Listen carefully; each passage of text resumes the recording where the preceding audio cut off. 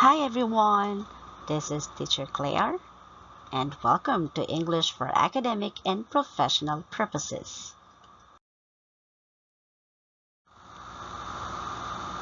Before I start my lesson for today, I would just like to clarify that the following video is created for the benefit of the learners at home having their virtual or online classes. Further, this is intended as an instructional intervention aimed at assisting those learners facing challenges coping with the lessons delivered in various online class platforms. It is also emphasized that the names of persons, places, and events used in statements, stories, examples, and others herein are all imaginary. Any resemblance to real people, living or dead, places and events that really took place are all coincidental. If you like this video lesson, please don't forget to subscribe and share my official YouTube channel, EComm channel, where English is made easy. Amidst the pandemic, we opted to stay and learn from home. Learning from home? No problem. Teacher Claire is here to assist you and make things a lot easier.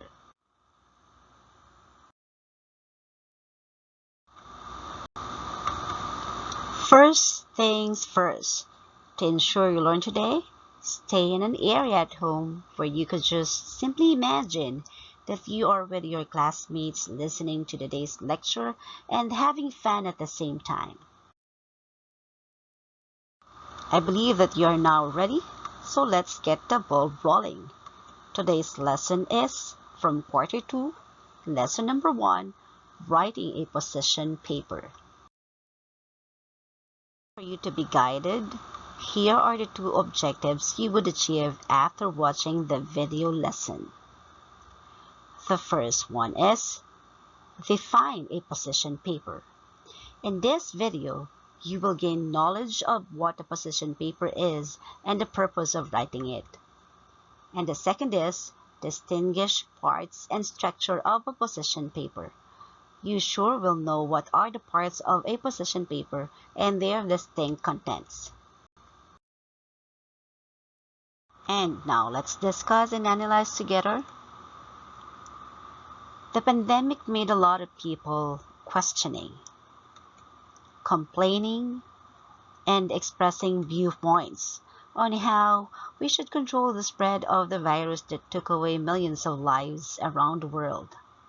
Sure, there is nothing wrong with sharing views, opinions, and arguing about issues affecting us all. With that, at an early age, you must develop the right skill in taking a stand or expressing your position about an issue, may it be written or in oral. One way of doing so is by means of writing a position paper. But what is a position paper? A position paper is an academic writing like a persuasive essay, but with more complex discourse, meaning to say it includes many different interconnected details of discussion to prove a point, because it is like a debate where you present one side of an arguable opinion about an issue. And you can only do that by supporting your stand on the issue with series of evidences. In writing a position paper, we have two goals. The first one is to declare a position on a certain issue under arguments. The writer then has to clearly show his side on the issue, whether he agrees or he disagrees on it. The second is to convince readers on the side of the argument presented. The writer has to ensure getting the favor of his audience or readers by means of utilizing evidence-based arguments. And now, to understand more what is position paper, let us talk about some terms to ponder relevant to writing it.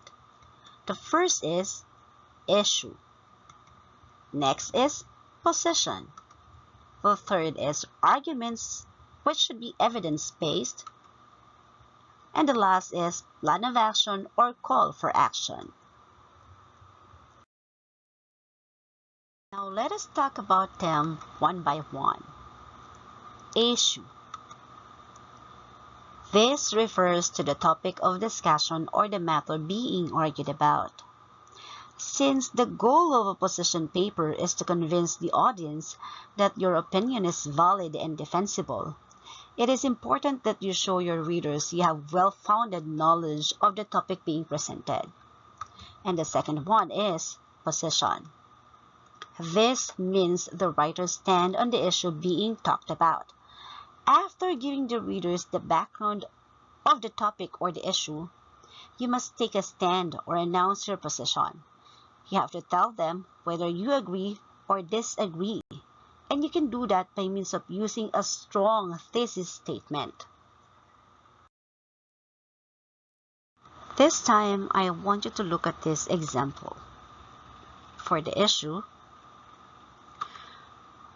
we can't deny the fact that online classes held nowadays in different platforms, Messenger class in particular, has brought us so many challenges.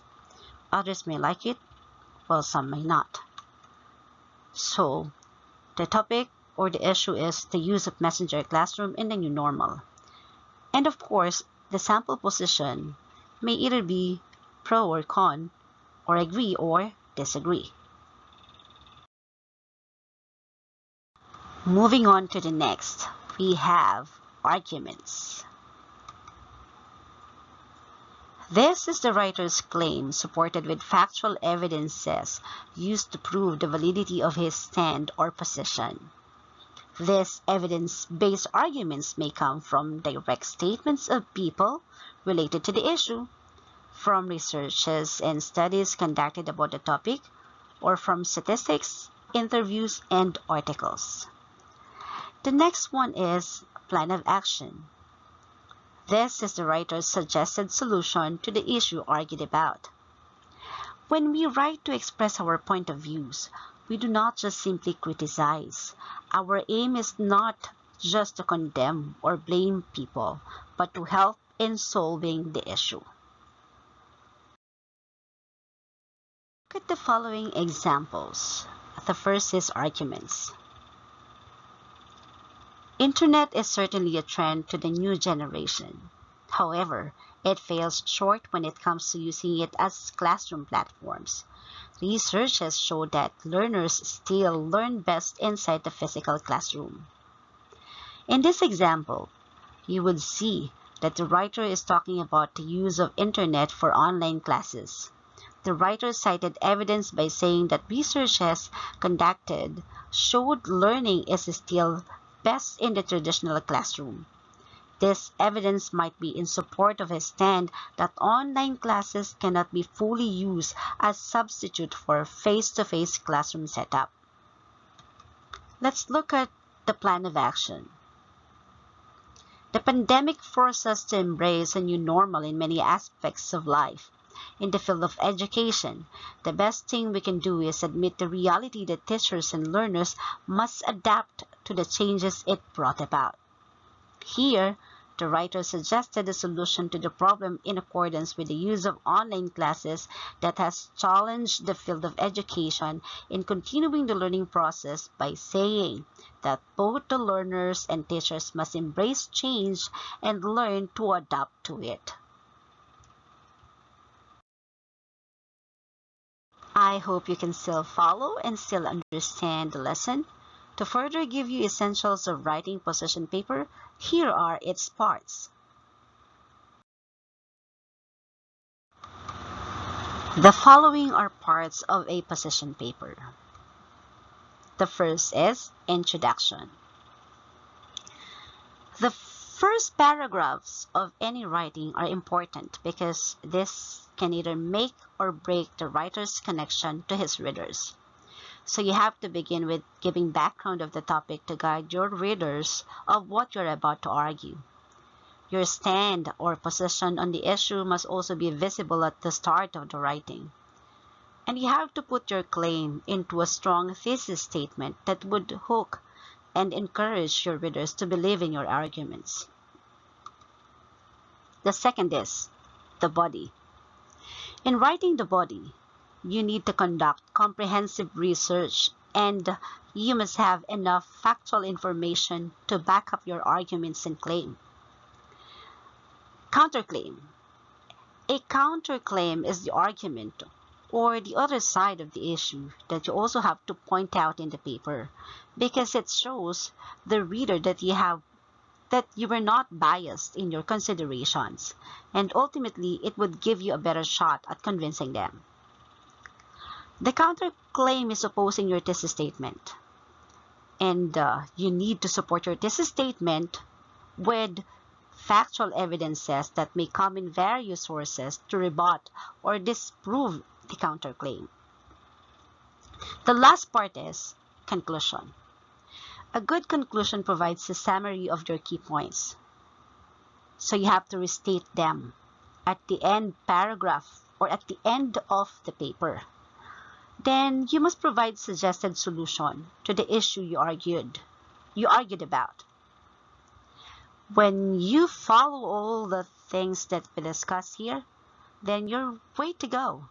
You may start writing your first draft of a position paper. Now let's try this one. Fill in the blank. Supply the blanks with suited words that best complete the statements in accordance with the video lesson watched. Number 1. A position paper is like a blank in which you prove one specific stand for your claim. Number 2. It has two goals. One is to declare a blank, while the other is to blank the audience on the side of the arguments presented. Number 4. The writer's arguments must be based on blank. Number 5. Position paper has blank parts. The first is blank, followed by blank, and the last which is blank. Number 9.